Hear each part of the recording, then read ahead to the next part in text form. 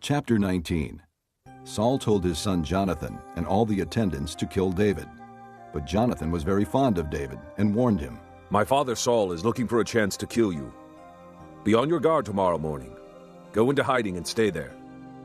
I will go out and stand with my father in the field where you are. I'll speak to him about you and will tell you what I find out. Jonathan spoke well of David to Saul, his father, and said to him, Let not the king do wrong to his servant David.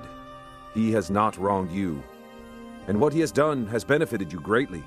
He took his life in his hands when he killed the Philistine. The Lord won a great victory for all Israel, and you saw it and were glad. Why then would you do wrong to an innocent man like David by killing him for no reason? Saul listened to Jonathan and took this oath. As surely as the Lord lives, David will not be put to death. So Jonathan called David and told him the whole conversation. He brought him to Saul, and David was with Saul as before. Once more war broke out, and David went out and fought the Philistines. He struck them with such force that they fled before him.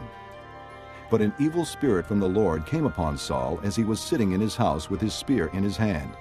While David was playing the harp, Saul tried to pin him to the wall with his spear, but David eluded him as Saul drove the spear into the wall. That night, David made good his escape. Saul sent men to David's house to watch it and to kill him in the morning. But Michal, David's wife, warned him, If you don't run for your life tonight, tomorrow you'll be killed. So Michal let David down through a window, and he fled and escaped.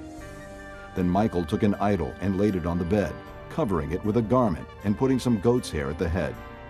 When Saul sent the men to capture David, Michal said, He is ill. Then Saul sent the men back to see David and told them, Bring him up to me in his bed, so that I may kill him. But when the men entered, there was the idol in the bed, and at the head was some goat's hair.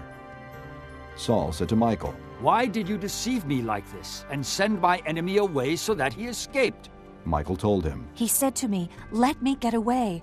Why should I kill you?